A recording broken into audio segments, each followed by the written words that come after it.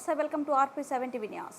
కొమరం భీం ఆసిఫాబాద్ జిల్లా కాగజ్ నగర్ కు చెందిన ఆంకల తిరుపతిపై దాడి చేసిన కలీంను వెంటనే అరెస్ట్ చేయాలని డిమాండ్ చేస్తూ ఆసిఫాబాద్ కాగజ్ నగర్ ప్రెస్ క్లబ్ల ఆధ్వర్యంలో గురువారం కలెక్టరేట్ ముందు నల్ల బ్యాడ్జీలతో జర్నలిస్టులు నిరసన చేపట్టారు.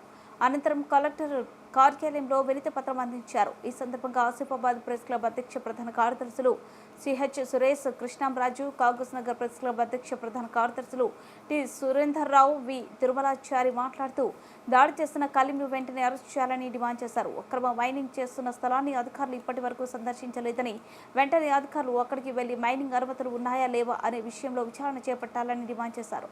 కాగజ్నగర్ మండలం షారియాం శివార్లో గత కొన్నేళ్లుగా ఈ అక్రమ మైనింగ్ అనేది నడుస్తుంది.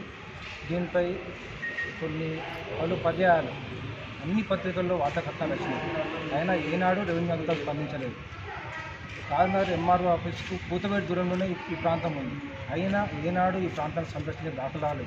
ఈ నెల 20వ తారీఖు నాడు ఆదాబాద్ అంగళ తిరుపతి అక్రమ మైనింగ్ వార్తా సేకరణలో అక్రమ మైనింగ్ దగ్గర ఉన్న మట్టి తవ్వకాలను ఫోటోలు తీయడానికి వెళ్తే అక్కడ ఉన్న మైనింగ్ నిర్వాహకులు విచక్షణారహితంగా దాడి చేసి, పైగా అతన్ని తీసుకొచ్చి దొంగను దొంగలాగా నిజాయితీ పొందిన ఒక విలేకరిని పట్టుకొచ్చి పోలీసులను అప్పగించడం చాలా శోచనీయం.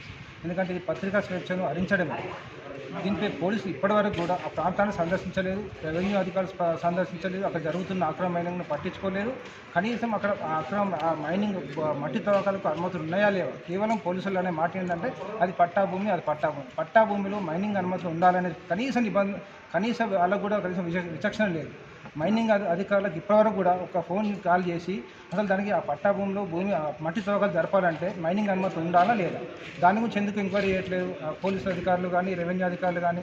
అది కావాలని చెప్పేసి వాళ్ళకు అక్రమ మైనింగ్ నిర్వాహకులు ఎవరైతే ఉన్నారో వాళ్ళ నుంచి నెల మామూలు తీసుకుంటూ దీన్ని చూసినట్లు వ్యవహరిస్తున్నారు. ఇవాళ అంగళ తిరుపతి అనే విలేకరి మీద దాడి జరిగింది. రాబోయే రోజుల్లో ఇంకా ఎంతమంది మీద దాడులు జరుగుతాయో. ఆ రోజు ఆయన భయపడి తిరగకపోవడంతో పెద్ద ప్రమాదం తప్పింది. ఈయన ఎదురు తిరిగితే అక్కడ ఏం జరిగి ఉండేది. ఇప్పటికైనా మేము అనేది ఏంటంటే పోలీసు కానీ రెవెన్యూ అధికారులు కానీ ఖచ్చితంగా ఎవరైతే దాడి చేసిండో ఆయన మీద కఠిన చర్యలు తీసుకోవాలి. ఆయనే మళ్ళీ మీదకెళ్ళి తిరుపతి మీద కేసు పెట్టిండు. మేమనేది ఏంటంటే ఆయన పెట్టిన ఫిర్యాదు మీదకు ఈయన మీద ఏదైతే FIR నమోదు చేసిండ్రో ఆ పోలీసులు నిష్పక్షపాతంగా విచారణ జరిపితే ఈయన కేసును తప్పించి ఈయన ఏదైతే ఫిర్యాదు చేసిండో ఆ ఫిర్యాదు ఆధారంగా ఆయన కేసు నమోదు చేసి అరెస్ట్ చేయాలని మేము ప్రధాన డిమాండ్ చేస్తాం. ఇక ముందు కూడా రెవెన్యూ అధికారులు ఇటువంటి సంఘటనలు చూసినట్టు వ్యవహరిస్తే శాంతి భద్రత సమస్య రాబోయే రోజుల్లో ఇంకా ప్రమాదాలు ఇంకా ఇలాంటి దాడులు జరిగే అవకాశం ఉంటుంది. కాబట్టి ఖచ్చితంగా దీని మీద పోలీసు అధికారులు నిష్పక్షపాతంగా విచారణ జరిపి ఎవరైతే నిర్వాహకుడు ఉన్నాడో అతన్ని వెంటనే అరెస్ట్ చేయాలని మేము డిమాండ్ చేస్తున్నాం. కాగజ్నగర్ మండలం షారియాం శివార్లో వార్తా సేకరణలో భాగంగా జర్నలిస్ట్ మిత్రుడు కవరేజ్ కోసం ఫోటో తీస్తే అతనిపై దాడి చేసిన మాఫియాను పోలీస్ రెవెన్యూ అధికారులు మాఫియాపై చర్యలు తీసుకోవాల్సింది పోయి ప్రజల సంక్షేమం కోసం ప్రభుత్వ ఆస్తులను లేకుండా ప్రభుత్వానికి సంబంధించిన ట్యాక్స్లను కొట్టిన వాళ్ళకి వత్తాసు పలకడం గమనార్హంగా ఉంది. పైగా పత్రికా స్వేచ్ఛను ఇజ్జేయం అయితే చాలా దారుణంగా ఉంది. పత్రికా స్వేచ్ఛకి భంగం కలిగించే విధంగా అధికారులు కూడా వ్యవహరిస్తున్నారు. ఒక జర్నలిస్ట్కి న్యాయం జరగకపోతే సామాన్య ప్రజలకి ఏం న్యాయం జరుగుతుందో మరి ఇప్పుడు చూస్తేనే తెలుస్తుంది.